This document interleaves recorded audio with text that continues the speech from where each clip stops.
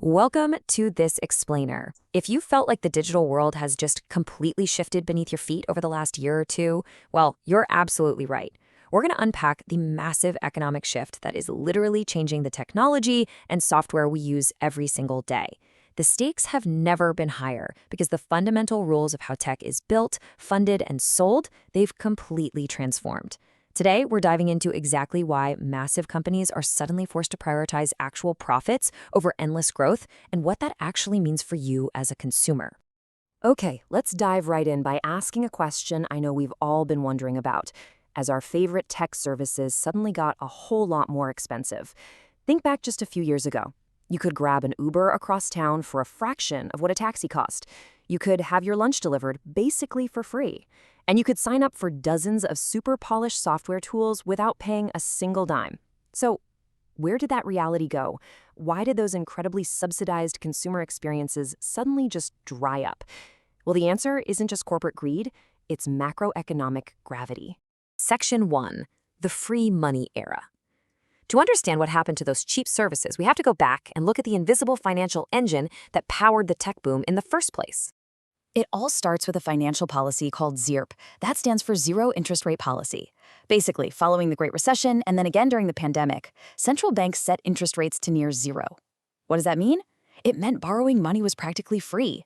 For investors, traditional safe bets were yielding virtually no return, so they had to look for massive risk to find massive reward. They literally poured their cash into venture capital, hunting for startups that could grow exponentially. They didn't care about profits today. No way. They wanted complete industry dominance tomorrow. To really understand the sheer scale of this risk appetite, look no further than the massive tech investment firm SoftBank. They raised a staggering $98.6 billion vision fund. That's billion with a B. They took this logic of free money to its absolute extreme, basically treating capital itself as a weapon. They flooded startups with cash, often handing founders significantly more money than they could even figure out how to spend. The whole goal was sheer velocity. They wanted companies to wipe out competitors just by outspending them. This relentless flood of capital created what The Guardian accurately calls a ZZRP phenomenon. Because these startups had infinite cash and a mandate to grow at all costs, they spent wildly. Internally, that meant extreme tech perks, like free sushi lunches and battling over top talent with seven-figure starting salaries.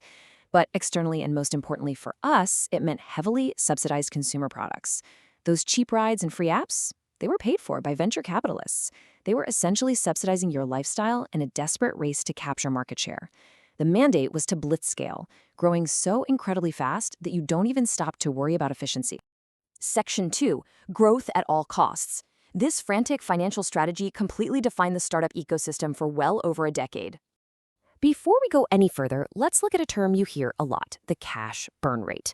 This is simply a measure of how much money a startup is losing every single month to fuel its operations and expansion. Now, if you run a normal Main Street business like a local restaurant or a hardware store, losing millions of dollars a month would be a total crisis, right? You'd be bankrupt in days. But in the ZIRP era, a massive burn rate wasn't a warning sign. It was actually celebrated by investors as proof that you were aggressively seizing the market. Uber is the perfect case study of this era. Get this, they intentionally lost $3 for every $1 they made. Experts point out that Uber operated in a classic two-sided market, aggressively trying to connect drivers and riders. So to get that critical mass of users, they heavily subsidized both sides of the transaction. They were more than willing to bleed massive amounts of cash just to achieve global market dominance. They trusted that if they became the undisputed winner, the real profits would eventually follow. They were playing a very, very long game, and they were totally reliant on investor cash to do it.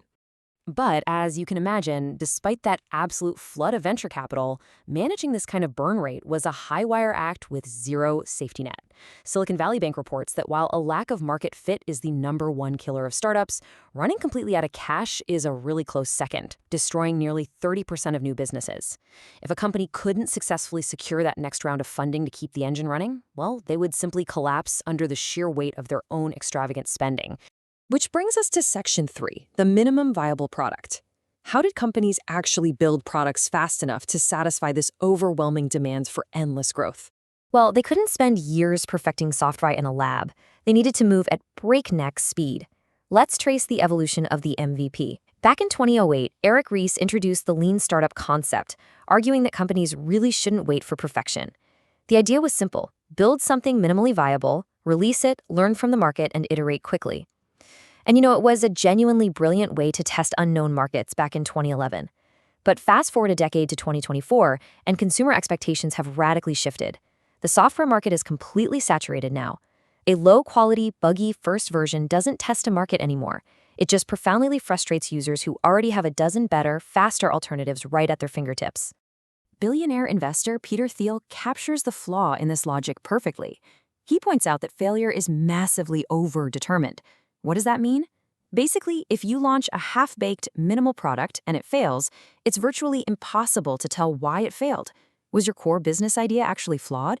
Or was the software just too glitchy and slow for anyone to tolerate? An MVP that is far too minimal gives you completely useless data.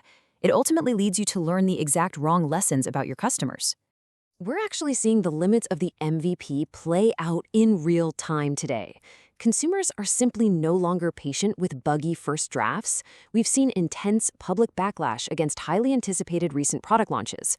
From Figma's AI design features to dedicated hardware like the Humane Eye Pin and the Rabbit R1, the market response has been ruthless and immediate. Users gave them a try, encountered significant flaws, and immediately rejected them. There is simply no grace period anymore for broken version 1s. Now we enter Section 4, the end of ZIRP. Let's dive into the massive economic pivot that brought the free money party to an abrupt halt. It changed the rules of the game overnight. As inflation skyrocketed post-pandemic, central banks around the world aggressively raised interest rates. Suddenly, money actually had a cost again. The tech industry's entire playbook had to shift instantly. The old strategy of blitz scaling, endless cash burn, and rushing out minimal products, it became obsolete almost overnight. In its place, investors now demand a clear path to profitability. They look for strong unit economics, where a company actually makes real money on what it sells. And they demand high-quality products that can genuinely stand out in an incredibly crowded market. Because of this massive shift, experts at Silicon Valley Bank have set a strict new benchmark for survival. Startups today must ruthlessly manage their cash flow to guarantee at least 12 to 18 months of runway. Because raising capital is now significantly more difficult, complex, and expensive, founders have to stretch absolutely every single dollar. They just can't rely on a miraculous rescue round of funding to magically save them from reckless spending anymore. This brings us to our final point, Section 5, the quality survival requirement. Let's explore how companies are trying to stand out now that quality is no longer optional.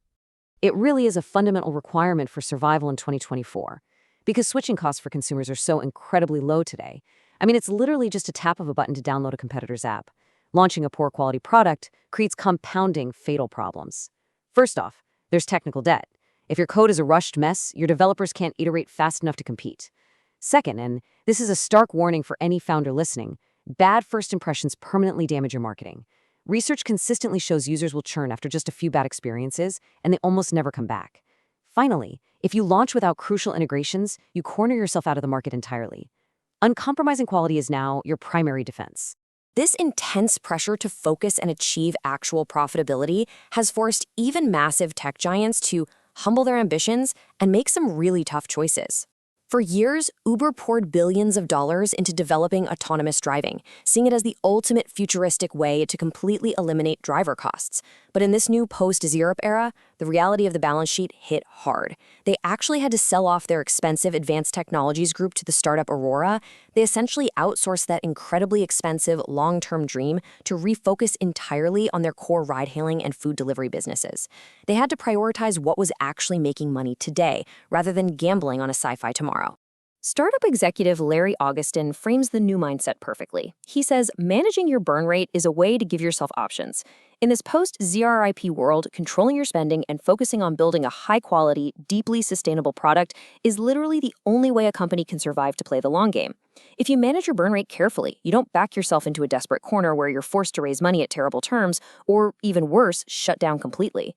Frugality and exceptional quality give you options. And right now, options are the ultimate lifeline. As we wrap up this explainer, one thing is clear. The era of the incredibly cheap venture capital subsidized app is undoubtedly over. We're all going to have to pay the real unsubsidized cost for the services we rely on every day. But With this massive paradigm shift forcing companies to abandon the lazy minimum viable product and fiercely compete on actual software quality, we have to ask, will this new demand for profitability ultimately give us the better, more reliable technology we've been waiting for? It's a fascinating shift, and we will definitely be watching closely to see how it unfolds.